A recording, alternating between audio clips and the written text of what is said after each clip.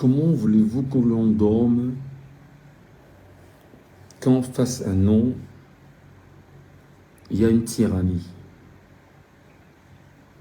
Comment souhaitez-vous que nous fermions les yeux quand nous parlons avec des compatriotes camerounais qui nous alertent, qui nous interpellent et nous contraignent à échanger avec chacun d'entre vous? Comment souhaitez-vous que l'on puisse dormir quand on a pris l'engagement plus que jamais d'être debout, comprendre, analyser, orienter et guider les Camerounais pour le destin que nous voulons tous ensemble? Je comprends très bien que l'on ne soit pas dans une logique où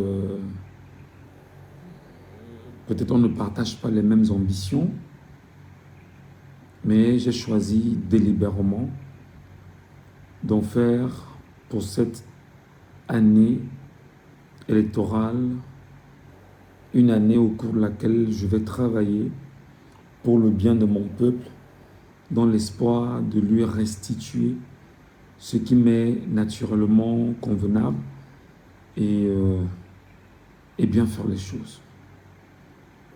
Comment voulez-vous qu'on dorme quand on a des informations quand même qui nous inquiètent? Autant elles peuvent nous inquiéter qu'autant nous avons l'obligation de vous interpeller rapidement et de vous demander de vous préparer. Peut-être quand je fais mes lives de temps en temps, les gens ne comprennent pas ce que je leur dis. J'essaie quand même de dire aux Camerounais de bien se tenir, parce qu'en face de nous, on a une tyrannie, une dictature qui a plusieurs faces, qui est une dictature hermaphrodite, qui, malgré que l'on puisse la trancher, elle parvient toujours à se refaire et à se positionner. Et il faut trouver une solution évidente. Je viens parler d'un projet qui serait en pleine étude en ce moment au Cameroun. Un projet de coup d'État militaire au Cameroun. Tenez-vous très bien, c'est très important ce que je vous dis. Je ne pense pas que lorsqu'on parle des sujets autant sérieux, on doit y mettre la blague, parce que moi je ne blague pas. Je vous dis des choses qui sont pertinentes, je vous dis des choses qui sont assez sensibles quand même, vérifiées, même si en attendant que la chose se fasse ou qu'elle ne se fasse pas, nous avons le devoir d'alerter les compatriotes camerounais. Vous savez exactement que depuis que les joutes électorales se sont engagées, et même bien avant, le peuple camerounais a toujours redouté qu'il puisse avoir autour de Yaoundé un coup d'État militaire. D'ailleurs, avec les nombreux coups d'État que nous avions eus sur le continent africain, notamment au Mali, au Burkina Faso, au Niger, au Gabon, des gens même appelaient de leur vœu un coup d'État militaire au Cameroun, ce qui avait poussé en son temps le ministre de la Communication, M. René Emmanuel Sadi, de faire une communication quand même particulière là-dessus pour interdire aux Camerounais d'appeler à des coups de force militaire au Cameroun. Certes, la communication de M. Sadi René, en fait, n'a pas exclu que des pontes du régime, très proches de la présidence de la République, soient en train de penser une stratégie liée à ce qu'on appelle bien sûr un coup de force militaire au Cameroun. Et ce coup de force militaire aurait en même temps la main cachée de la France derrière.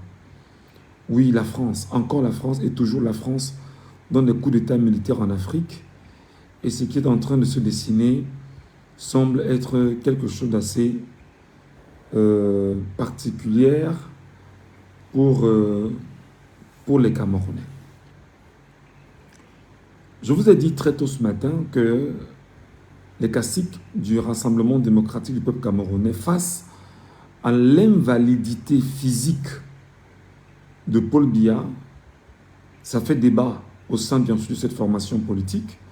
Et l'incapacité de Paul Biya à faire un quelconque meeting obligerait certains à penser à une place qui doit être accordée à quelqu'un d'autre au sein de cette association politique en vue d'être bien sûr le candidat sur le terrain qui pourra parler au nom de leur formation politique et présenter un projet, entre guillemets, pour tenter de séduire l'opinion camerounaise et surtout de tricher, de voler les élections comme ils le font habituellement avec ce candidat. Vous savez, même si les débats ne sont pas faits sur la place publique, chacun sait exactement comment est-ce qu'il tisse sa toile, ses réseaux, et ce sont toujours ces mêmes réseaux qui nous interpellent sur ces questions.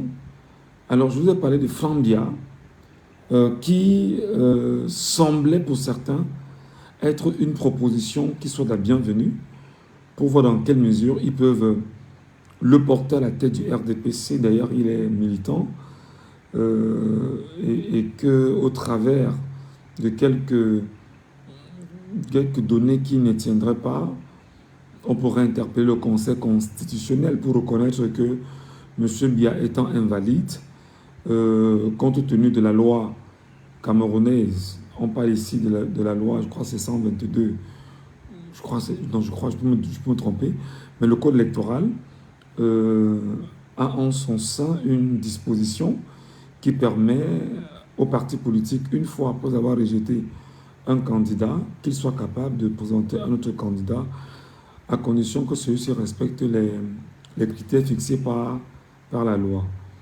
Donc, je ne sais pas comment ils vont faire ça, mais l'information est parvenue le matin. Je me demandais bien, il n'y a pas eu de congrès au sein du RDPC, comment est-ce qu'ils vont le faire? Ils ont imposé M. Biya comme étant le candidat naturel de ce parti politique. Est-ce qu'ils pourront bien sûr se dédire, etc., etc., etc. Mais quand même, j'en ai parlé. Après avoir évoqué cette information, il y a eu des réactions dans une autre partie. Parce que vous savez, ils sont très segmentés, ils sont très partitionnés. Il y a eu dans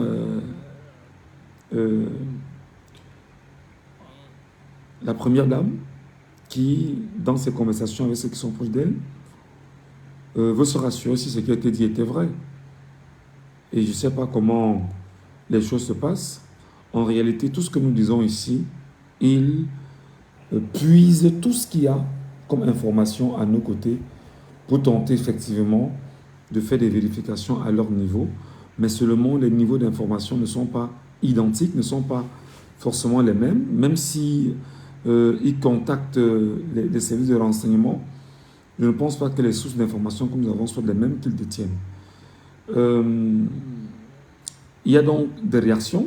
On se demande véritablement qu'est-ce qui se passe, qui est-ce qui est derrière cette situation, et ça crée un peu du grabuge entre eux, et ils se parlent vraiment en sourdine.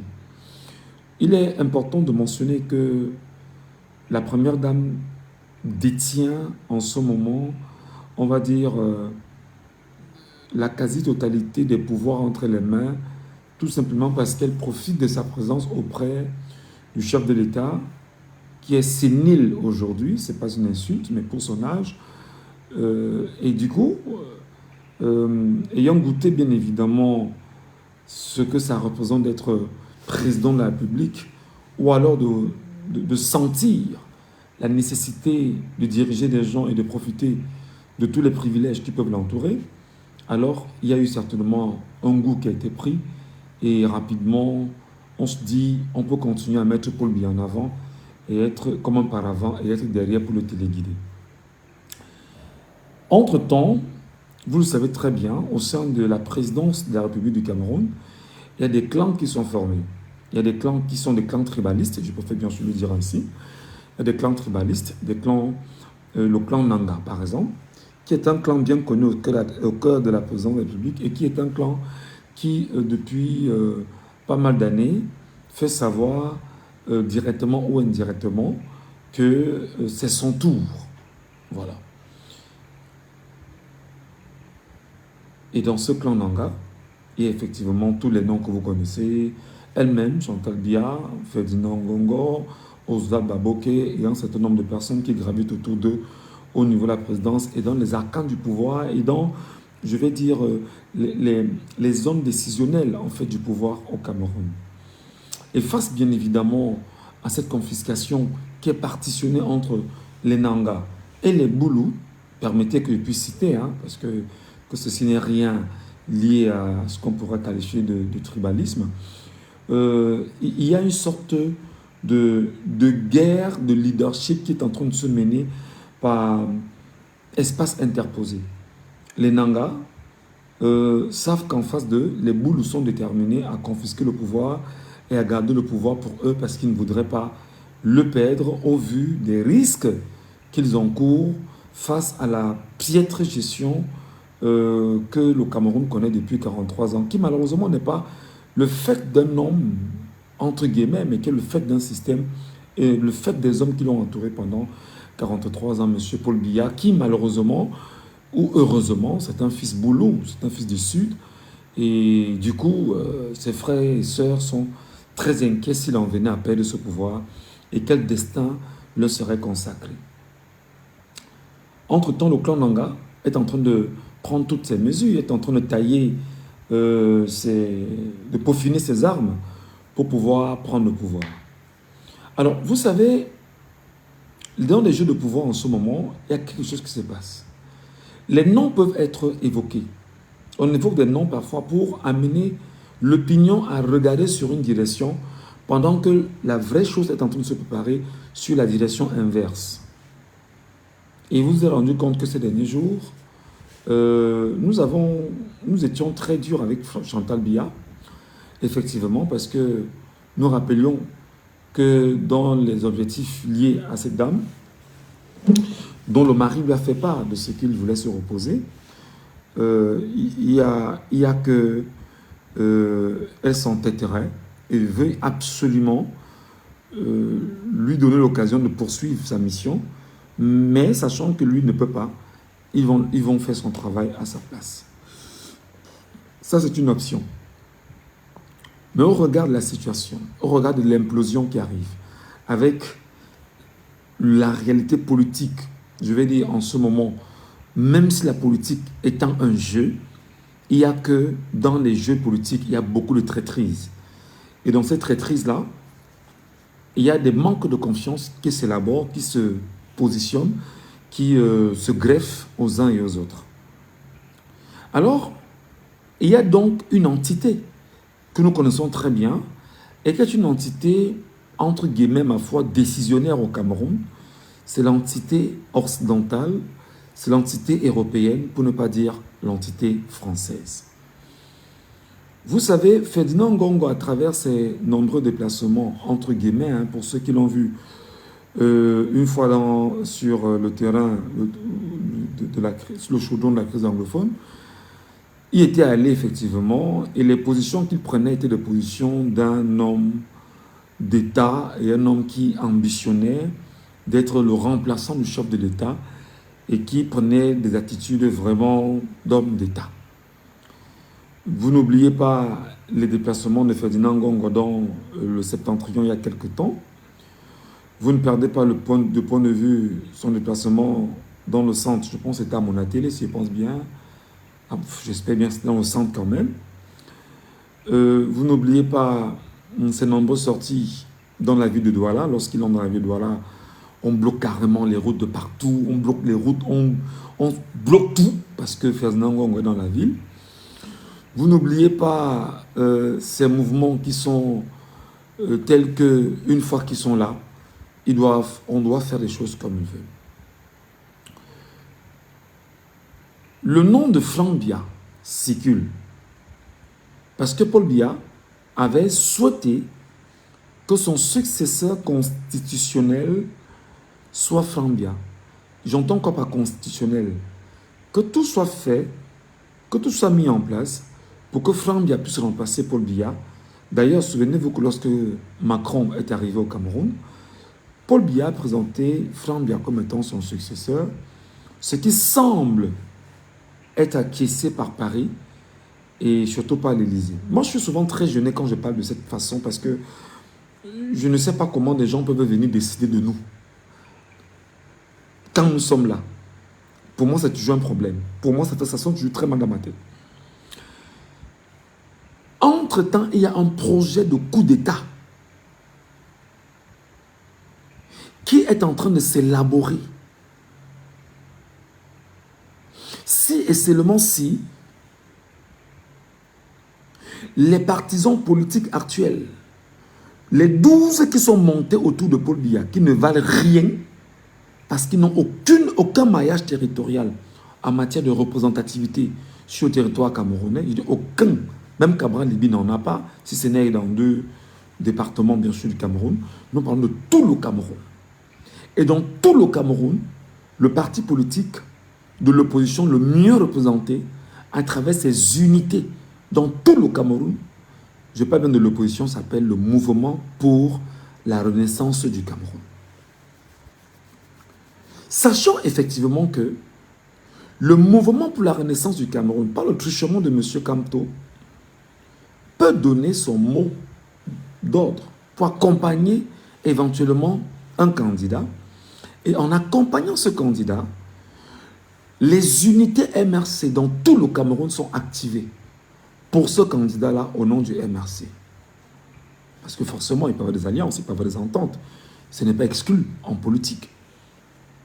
Et le candidat peut être porté et gagner les élections.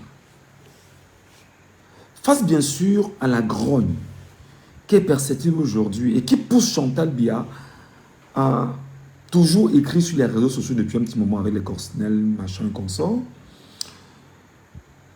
On est un peu dans le scénario du Zimbabwe avec Grace Mugabe, où Grace Mugabe énervait les caciques zimbabwéens, où en ce moment Chantal Biya énerve les Camerounais, et énerve les caciques qui sont autour d'elle à Etoudi, et même d'ailleurs en Bomeka. Entre-temps, la France pense que il faut tout faire pour que le Kamboulou et le Kananga s'associent pour décider d'un leader. Le Kamboulou et le Kananga doivent s'associer pour décider de quelqu'un qui sera le président de la République au Cameroun.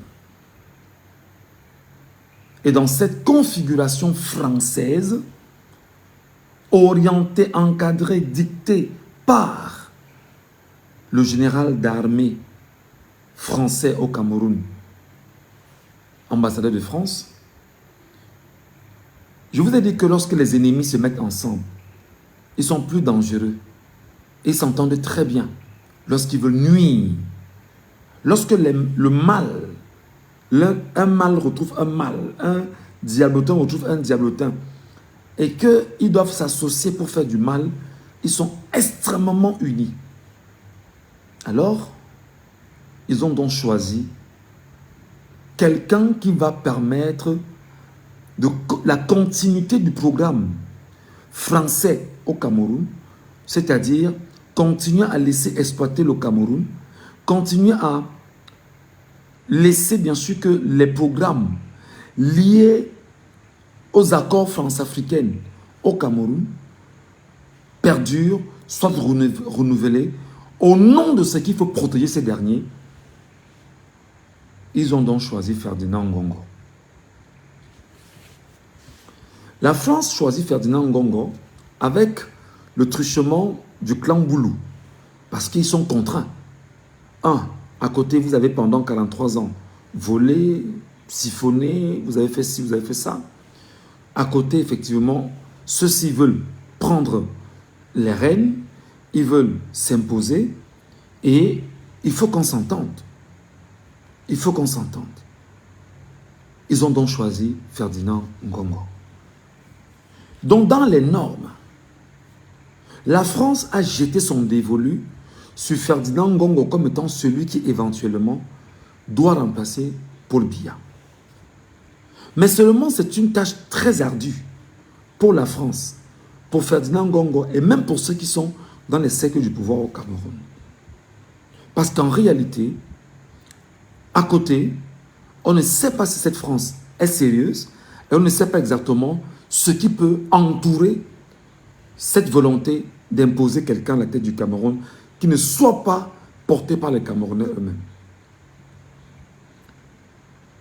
Cette information doit être bien structurée par chacun d'entre vous afin que vous puissiez comprendre. Vous savez, des déclarations que nous faisons en tant que journalistes sont des déclarations qui nous permettent bien évidemment de mieux vous tenir et de mieux vous préparer à ce qui doit se faire si et seulement si le peuple souverain le veut vraiment. Parce qu'à un moment donné, vous m'excuserez de dire ce que je pense, ce peuple souverain camerounais parfois m'inquiète beaucoup. Et je me pose tout le temps la question si ce peuple souverain est conscient qu'il est souverain. Ah, d'ailleurs, ce n'est pas un débat, mais je m'en inquiète. Comment donc le coup d'État doit s'organiser? Le coup d'État doit s'organiser comment? Ils sont en train de voir dans quelle mesure il faut que ce soit exactement la garde présidentielle qui déclenche ce coup d'État exactement au niveau du palais de l'unité. La garde présidentielle. Pour faire ce qu'on appelle un coup d'État de palais. Il y a donc un colonel qui gère en ce moment la garde présidentielle. Je pense qu'il y a un colonel qui est entré récemment dans la garde présidentielle. Je crois qu'il a été... On l'a mis là pour qu'il puisse organiser un coup d'État de palais à la garde présidentielle. Le fait maintenant, c'est d'organiser un coup d'État de palais. Et lorsqu'ils auront organisé un coup d'État de palais tenu par la garde présidentielle, ceci va permettre effectivement d'imposer aux Camerounais une transition militaire au Cameroun. Seulement que le dit colonel en lui-même, je pense qu'il y a un haut gradé qu'on a nommé récemment dans la garde présidentielle là, le dit haut gradé de la garde présidentielle va entrer et pourrait effectivement s'acoquiner des relations avec les hommes pour pouvoir mener à bien ce projet. Seulement, préparer ce qu'on appelle une transition pour plus tard remettre la transition exactement à Ferdinand Ngongo. Remettre la présidence à Ferdinand Ngongo. Et c'est ça qui est en train de se préparer. Ça permet justement à Ferdinand Ngongo, qui n'est pas aimé dans le RDPC, de se préparer occasionnellement, entre autres, avec une certaine formation politique qui pourrait bien sûr l'adober et qui va lui permettre, dans une certaine mesure, parce que ça fait partie également des plans, de pouvoir mieux se positionner après la transition et après l'organisation de nouvelles élections au Cameroun. Seulement, cette stratégie est dangereuse parce que Ferdinand Ngongo, sachant que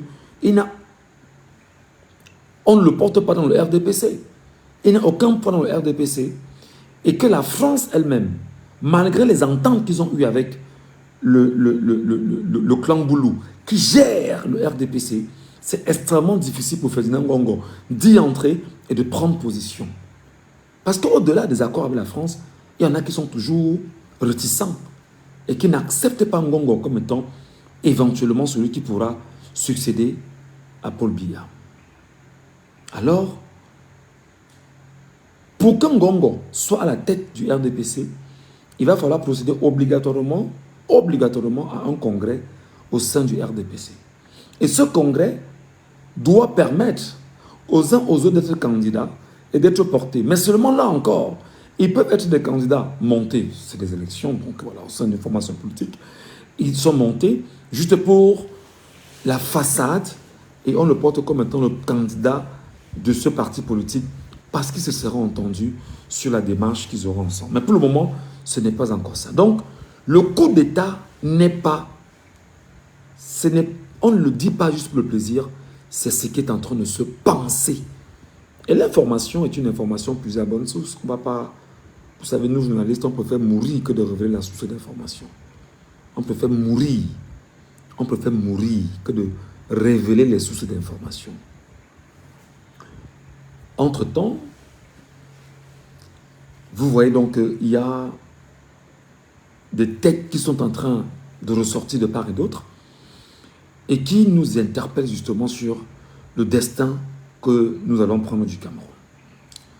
Moi, quand j'ai eu l'information tout à l'heure, je me suis dit, mais est-ce que décidément, on n'est pas en train d'aller vers un bain de sang? Ce qu'il faut naturellement éviter. Est-ce qu'on n'est pas en train de courir vers une guerre civile? Ce qu'il faut d'ailleurs éviter. Est-ce qu'on n'est pas en train de cheminer vers quelque chose qui risquerait bien sûr d'être dommageable pour nous-mêmes? Dans cette configuration, les amis, je vous l'ai dit tout à l'heure dans mon dernier live, vous devez faire très attention parce que même aujourd'hui, ça peut se passer. Oui. Même aujourd'hui, ça peut se passer. Même demain, ça peut se passer. Même après-demain, ça peut se passer. Et on peut tout faire pour vous empêcher d'aller aux élections au Cameroun. On peut tout faire pour que vous n'allez pas aux élections au Cameroun. Sachant que si vous allez aux élections au Cameroun, Maurice Kamto, qui malgré qu'il soit hors course, est toujours un danger pour le régime parce que son mot d'ordre sera exécuté à la lettre. La crainte justement d'un pouvoir qui retourne au nord est en ce moment sur la table de ces derniers qui sont déterminés à tout faire pour que le pouvoir ne retourne pas au nord, sachant, comme je vous l'ai dit tout à l'heure, qu'à la suite du coup d'État du 6 avril 1984, il y a des tensions souterraines. À la suite justement de la manière avec laquelle on a évincé le président Feu Amadou Ahidjo, il y a des tensions souterraines. Les méthodes de confiscation qui ont été mises en place empêchant à sa famille de faire son deuil et surtout qu'il puisse jouir, entre guillemets, des honneurs militaires et civils en tant qu'ancien chef d'État, et les tensions souterraines, mais bien évidemment pour ces nombreuses familles du Septentrion qui demandent encore à avoir les certificats de genre de mort de l'ensemble des putschistes qui avaient été assassinés et des charniers qui avaient été conçus, parce que le sang avait énormément coulé, pour maquiller ce coup d'État du 6 avril 1984. D'ailleurs, je rappelle que Issa Chiroma a failli payer le prix, même Niak Difendi Marcel et bon nombre de personnes. Donc aujourd'hui, pour les conservateurs du régime, pour le système, ils n'entendent pas de leurs oreilles que ce pouvoir aille au nord. Sachant que si le pouvoir va au nord, il y aura automatiquement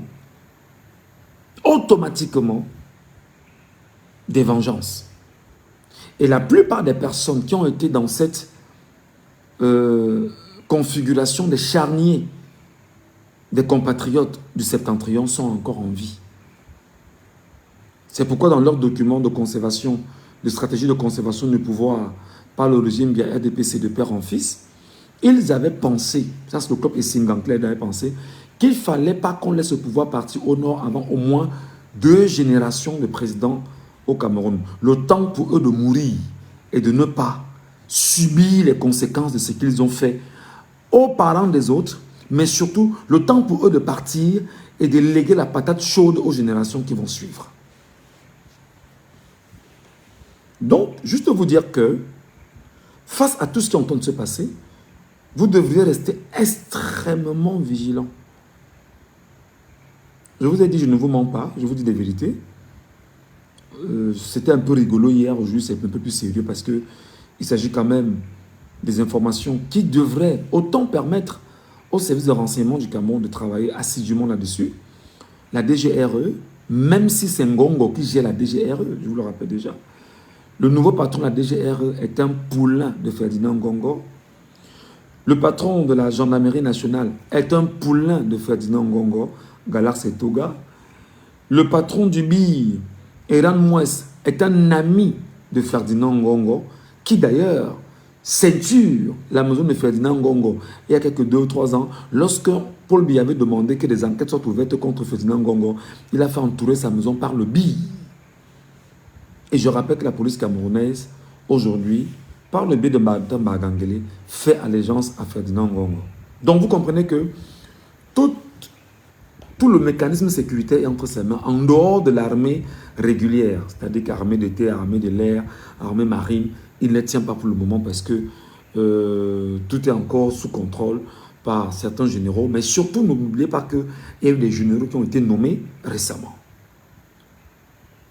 Et ces généraux qui ont été nommés, en principe, semblent être des généraux aux ordres. Donc maintenant, ce qui se dessinerait, c'est que les nouvelles nominations au sein des forces de défense et de sécurité sont telles que, lorsqu'il y aura coup de force, véritablement, organisé, pensé, les différentes souches qui ont été nommées vont venir protéger la souche qui a orchestré le coup d'État au sein du palais, pour faire le coup d'État du palais. C'est-à-dire que la garde présidentielle fait son coup d'État et l'ensemble des nouvelles nominations autour des différents corps de l'armée, de la gendarmerie, etc., et tous ceux qui ont été nommés comme généraux, ils viendront justement l'adober et lui faire allégeance et lui permettre justement de poursuivre avec sa mission de transition. Et après, maintenant, la transition, que l'on lègue le pouvoir de façon véritable à Ferdinand Ngongo, afin qu'il poursuive les desseins de la France-Afrique au Cameroun. Notamment, souvenez-vous, madame, monsieur, les accords de la France-Afrique au Cameroun. Moi, je pense que,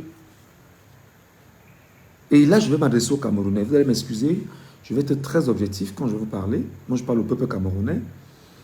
Le malheur, peut-être pour nous, c'est que nous sommes... Voilà. Le malheur, peut-être pour nous, c'est que nous sommes des journalistes. Et nous baignons permanemment dans des informations qui nous soient révélées par nos sources. Je crois que le peuple camerounais, vous allez me permettre, hein, vraiment, c'est pas pour vous décourager ou c'est pas pour vous mettre mal à l'aise. Je crois que le peuple camerounais doit travailler quelque chose. Je crois, sans risque de me tromper, que le peuple camerounais doit travailler sa capacité réactionnaire. Je crois que le peuple camerounais doit travailler sa capacité réactionnaire. En ce sens que, si le peuple camerounais n'est pas capable de se lever et pousser les portes d'Etoudi, si jamais il y a un coup d'État à Etoudi, je crois que le peuple camerounais sera le problème à ses problèmes. C'est pourquoi je suis de ceux qui pensent que les gens dans des quartiers, au détriment de la forte présence des éléments de renseignement dans les quartiers, parce qu'au Cameroun, le renseignement par le Congo, ça passe très vite. Ils n'ont pas les outils pour le renseignement, mais ils ont même l'argent pour pouvoir avoir les outils, mais ils préfèrent le renseignement par le Congo, ça. Que tel a dit qu'il y aura un truc, après on te prend chez toi, on t'enferme, parce qu'il ne faudrait pas. C'est-à-dire qu'on fait un renseignement qui est un peu bizarre au Cameroun. Moi, je pense que les Camerounais doivent apprendre à se préparer à ce qu'on appelle des assauts. Parce que autant des gens ont jubilé ces 48 heures du rejet du professeur Maurice Kamto du Conseil constitutionnel, autant ces personnes oubliaient qu'elles sont eux-mêmes victimes d'un système qui doit encore les piétiner. Je suppose que peut-être ils sont très heureux de se faire piétiner au point où ils n'estiment pas qu'il faudrait que d'autres ne le soient pas. Pour eux, probablement, il faudrait que tout le monde soit piétiné pour pouvoir satisfaire leurs ambitions et leurs désirs de mal-être et de mal-vivre. Donc, je suis en train de dire que les Camerounais doivent apprendre à être des gens qui réagissent spontanément. Nous, on a vu au Sénégal, avec Sonko, comment les Sénégalais ont porté Sonko et ont réagi pour Sonko. Ils étaient de tous les combats. C'était un peuple, malgré tout ce que Macky Sall a fait. Les Sénégalais ont tenu tête, bien évidemment, à l'armée, ont tenu tête à la police, ont tenu tête aux généraux sénégalais, au point où Sonko a choisi Diomaye Faye. Diomaye Faye a été porté et Sonko a gardé la position de Premier ministre. Donc moi je pense que les Camerounais doivent être, vraiment, je le dis avec beaucoup de mesures parce que, excusez-moi, moi je crois peu aux Camerounais.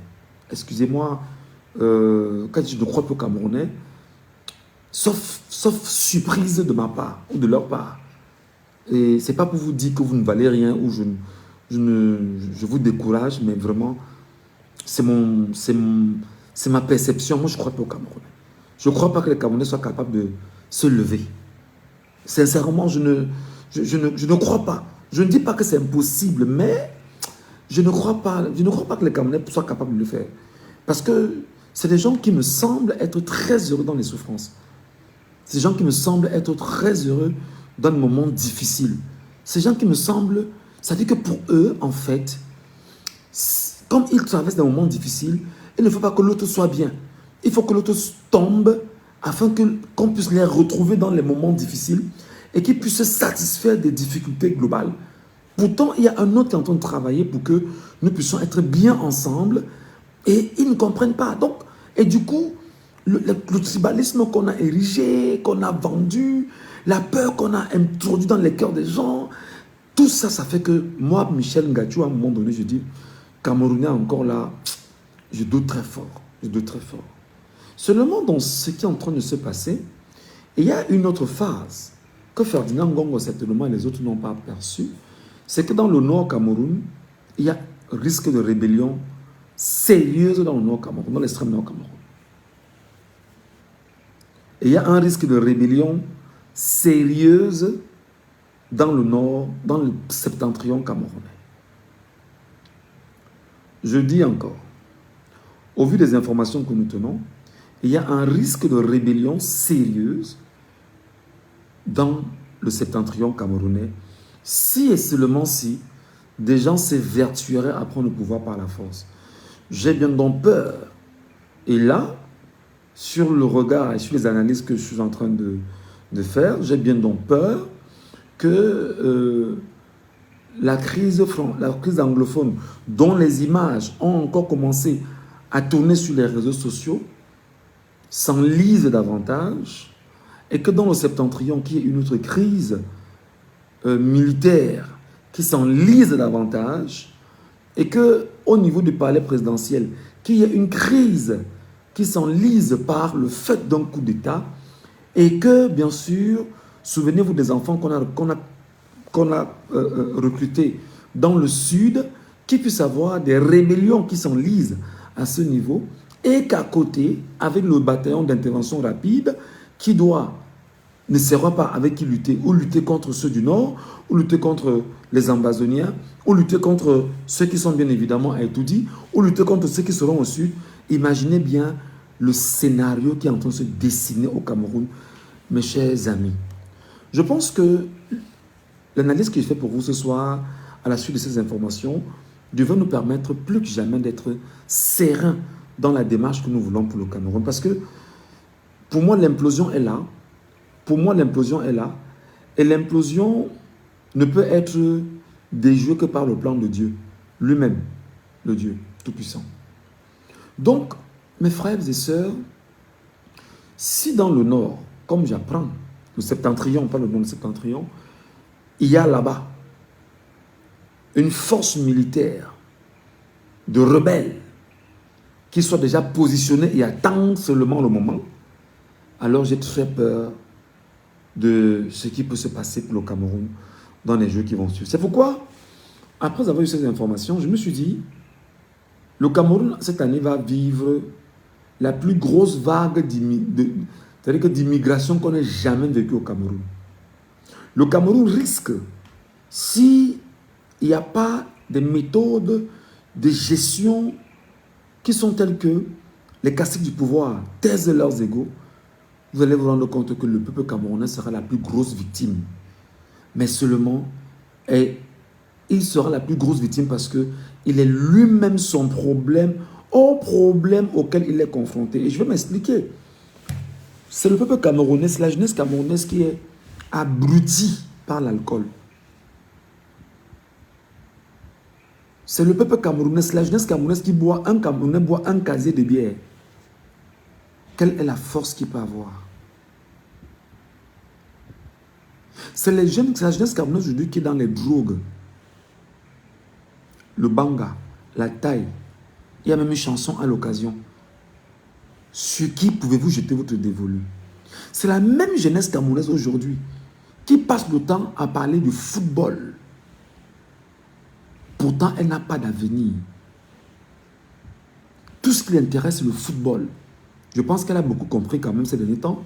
Quand j'ai commencé à lui rappeler que le football n'a jamais développé un pays dans le monde, beaucoup de gens se sont déconnectés quand même, ils ont compris. C'est la même jeunesse camerounaise qui est dans les jeux de hasard.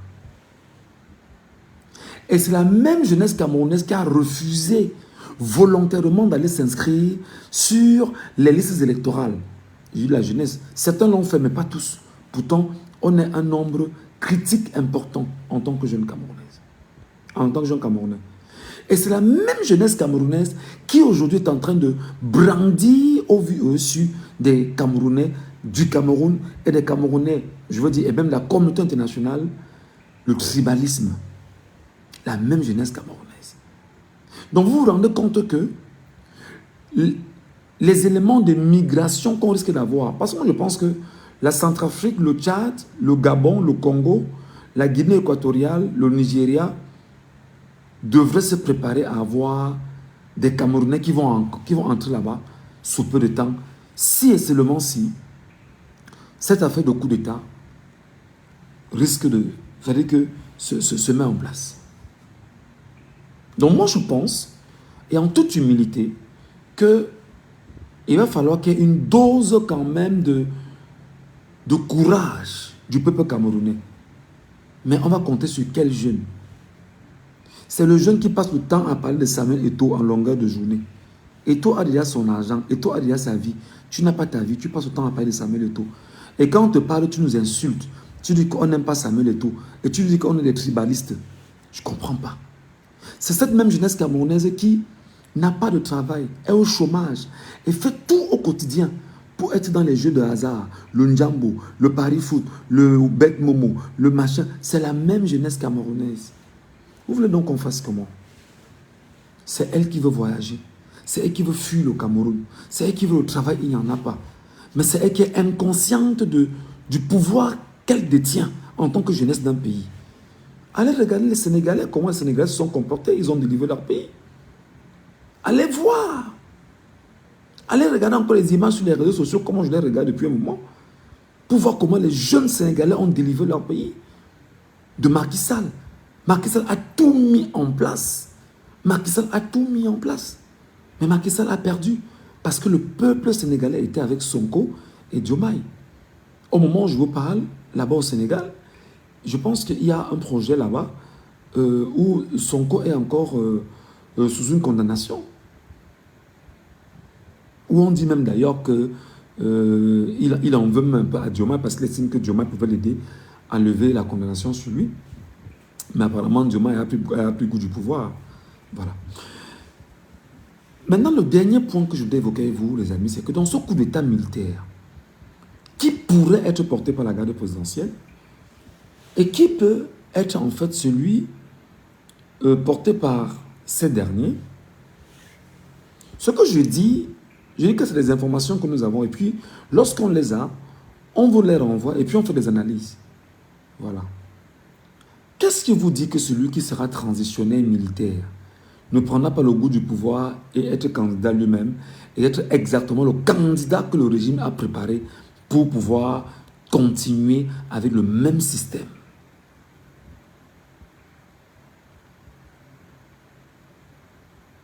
Quelqu'un m'a appelé au courant de la journée, c'est un militaire. Il m'a dit que tu réfléchis trop. Je lui ai fait comment? Il m'a dit que tu réfléchis trop. Tu réfléchis trop. Et je pense qu'à cause des gens comme vous, c'est à cause des gens comme vous que le Cameroun n'avance pas parce qu'il y a trop d'intelligence au Cameroun. Je dis, mon frère, je suis intelligent. Il me dit que tu réfléchis trop. Tu fais trop des analyses et tout et tout. Il faut passer à l'acte. Je dis, non, gars, il ne faut pas que tu m'appelles comme ça. Tu me parles dans mon inbox, il faut passer à l'acte, apprendre. On entend que Ngachou est en train. Je ne veux pas ça. Je ne veux pas ça. Donc, c'est important. Donc, moi, je suis en train donc de faire cette analyse avec vous. Moi, je vous alerte, je vous prépare, je vous dis que le pire peut arriver. Et si le pire arrive, est-ce que la jeunesse camerounaise peut se sauver et sauver le Cameroun? J'en ai terminé. Envoyez un peu les cœurs voir, s'il vous plaît. Envoyez les cœurs voir, s'il vous plaît.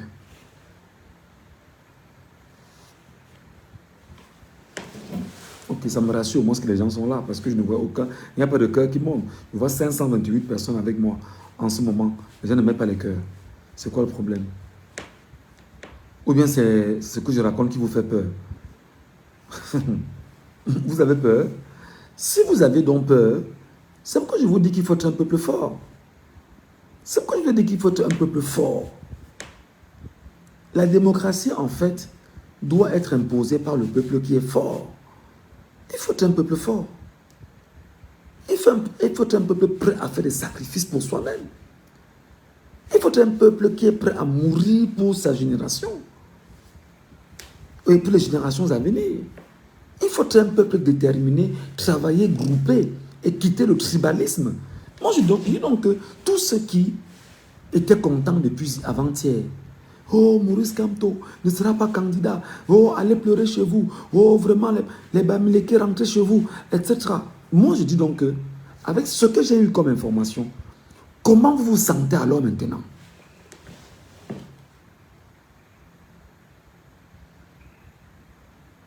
Parce que vous-même, si ça marche, vous serez les victimes de ce même système. Sauf si c'est la méchanceté, la haine, l'aigreur qui vous anime. Si ça marche, vous serez les mêmes victimes du même système.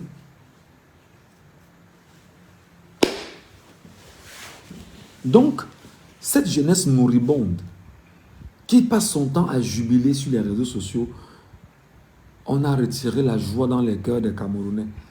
Les Bamileke pensaient que c'est eux. Les Bamileke pensaient que les Bamileke pensaient que les Bamileke pensaient que... Je vous jure, les amis, le tribalisme est un cancer. Et si vous laissez l'armée prendre le pouvoir au Cameroun, déjà que nous on a un pied dedans, un pied dehors, non, vous laissez au Cameroun. Non, pour faire nous rester dehors, on met dehors une fois. On ne parle même plus. On dit, bon d'accord, comme c'est un régime militaire qui est là, allez, vivez dans le régime militaire. Nous, on va continuer à vivre dehors, tranquille. Vous continuerez vos vies. Et basta. Simplement. Simplement. Je sais que sur mes lives, il y a beaucoup d'indiques qui sont là. Il y a beaucoup d'indiques. La DGRE m'écoute. C'est bien la DGRE. Il faut être au taquet. Il n'y a pas qu'à DGRE. Il y a pas mal de services de sécurité qui m'écoutent. C'est bien. Mais je vous ai donc lâché l'information. Donc, c'est à vous, bien sûr, soit de protéger les Camerounais, soit de jouer le jeu du régime, soit de vous laisser guider parce que vous avez faim, vous voulez le travail. C'est à vous de décider. Et ça m'interpelle quand même sur une chose. Et là, je demande donc que les policiers qui tapent les gens dans les carrefours tous les jours au nom du tribalisme là, s'il y a le coup d'État, vous allez faire comment? Les policiers là, les policiers, les gendarmes qui tabassent les gens, qui sont dans les violences et tout, s'il y a donc un coup d'État de palais et porté par la garde présidentielle, vous ferez comment? Parce qu'en fait, on vous a dit qu'on vous met dans la police pour venir défendre les acquis du clan Boulou, pour la plupart. Excusez-moi de vous dire la vérité. Hein.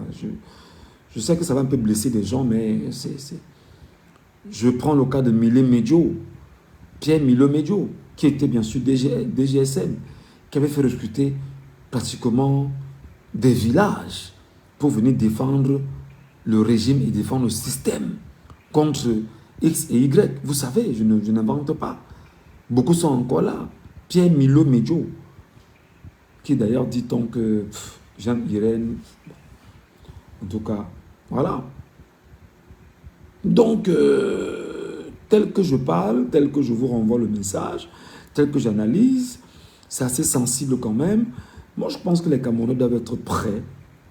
Parce que vous m'accablez d'insultes ici tout le temps. Les faux profils, vous dites des choses sur moi, vous m'insultez. Maintenant qu'une information est aussi sensible comme celle-ci, je ne lis pas vos insultes. Pourquoi? Insultez-moi encore, pardon. Il faut m'insulter, il faut m'insulter. Je ne lis pas de commentaires, les commentaires ne montrent pas où c'est que ça bug. Moi, je ne comprends pas.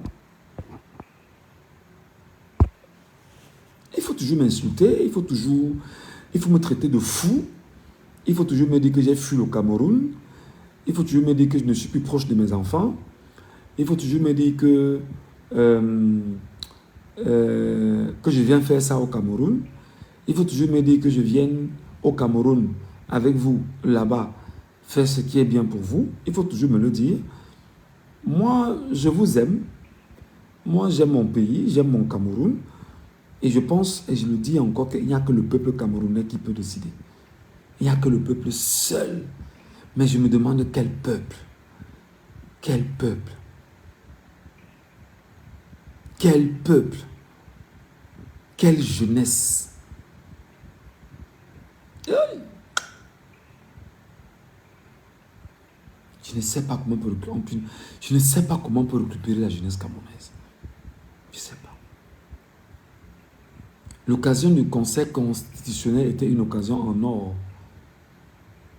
S'il y avait 1 million de Camerounais dehors, c'est qu'au moment où nous parlons, le cours de l'histoire aurait déjà changé. Désolé. Bon, allez les amis, je fais ma part. Maintenant, aux autres de faire leur part. Et à vous, Camerounais, de faire votre part. Voilà. Si vous voulez, on meurt dedans. Si vous voulez, on brûle ensemble dedans. Si vous voulez, on sauve le pays ensemble. Et si vous voulez, on va léguer à nos enfants un pays bien pensé, bien structuré, bien organisé. Et quand je suis ces informations, je me dis, des gens comme Atangandji vont faire comment? Parce que lui là, c'est le gars que moi j'attends. Hein. C'est Atangandji que j'attends. Non. Non, c'est Atangandji que je demande. C'est Atangandji que je ne sais pas où il va vivre. Je ne sais pas où il va partir. Je ne sais pas comment il va marcher. Je ne sais pas où il va dormir. Je ne sais pas combien de temps il va se cacher. Je ne sais pas. Atangandji, je ne sais pas. Le gars qui dit que moi je me depuis longtemps. Ah, je ne sais pas, je ne sais pas. Non, pour Atangandji, je ne sais pas. Parce que de toute façon, les Camerounais l'attendent là. Yeah.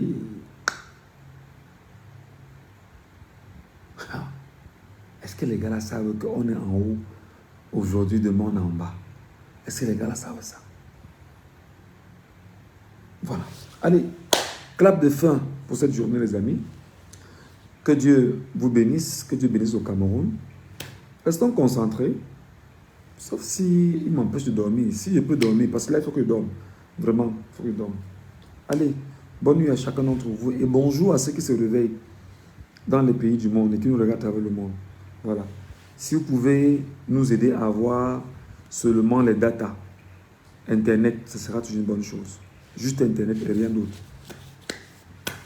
Juste Internet, juste Internet. Donc, pour ceux qui ont la gentillesse de me donner l'Internet, je serai preneur.